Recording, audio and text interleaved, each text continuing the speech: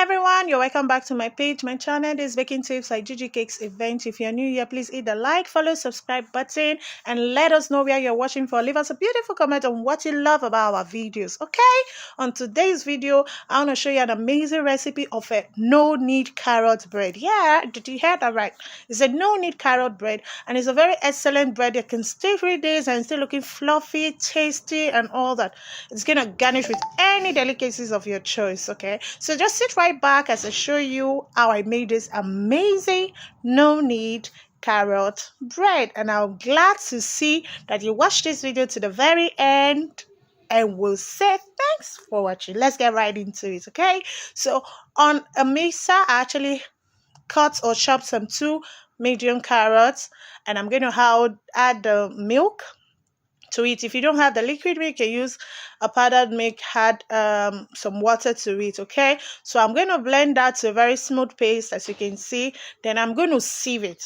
If you don't want to sieve this as well, it's optional for you. You can use the crumbs of the carrot as well, so it's going to give you a very full feel of your carrot. All right, but I don't want it all crunchy in my mouth, so I have to sieve it and remove the crumbs of the carrot, or whichever you call it. Okay, like so. All right, then we're gonna mix completely. Now we're gonna go right into it. So now that the carrots and the milk are all completed, blended, and I transfer into a bowl, I'm gonna add in my sugar.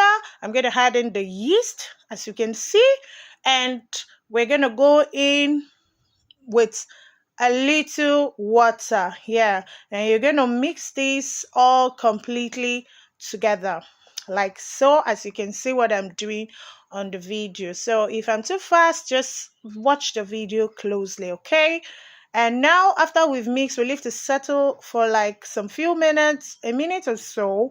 Then we're gonna go straight to adding in our vegetable oil. All right, so I'm not using butter for this or margarine, just the oil. We add in the oil, and we're going to add in 1 egg as well.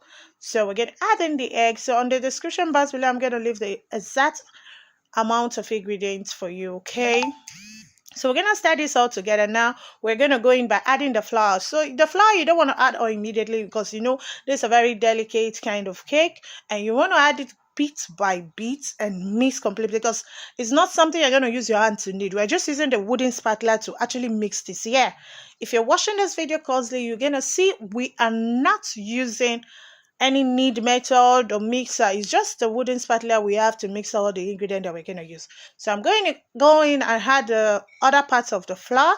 Then I'm going to add in my powder milk here, so to give it more taste. You understand? It's a very sweet bread, trust me. So I'm going to completely go on mixing this like so, so we're going to form a very thick but light dough anyway. So we mix like this till all is completely incorporated. Okay, then we're going to add the rest of the flour, but not totally all, because I'm going to use the rest to pour on our work surface while we're going to do the cutting or the sizing of our bread. Okay, so now that it's completely like so, we've added other parts of the flour, left with the rest. So now we're going to go in and cover this up for like 1 hour. You can do this 45 minutes to 1 hour max.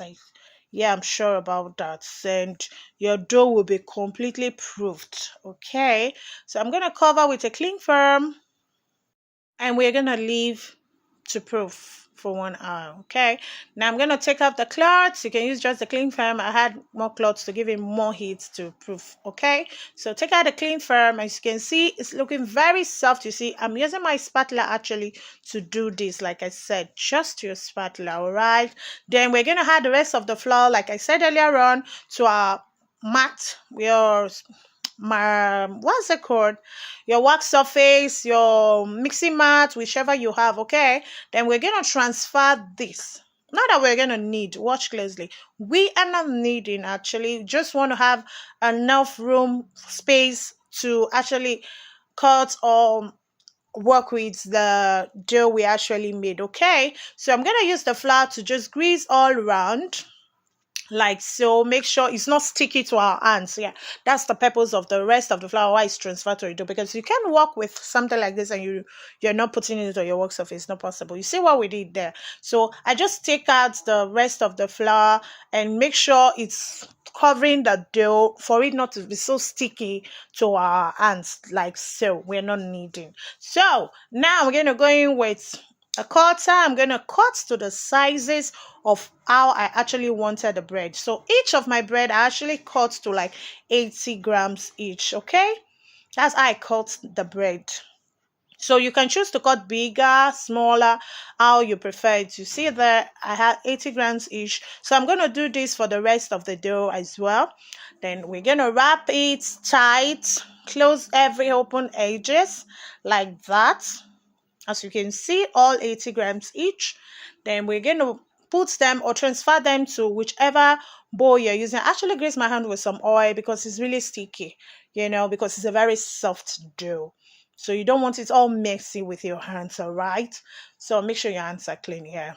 Hygiene first. So I'm going to do that, see, put them all to my bowl, whichever pan, bowl, tray you prefer using, all right?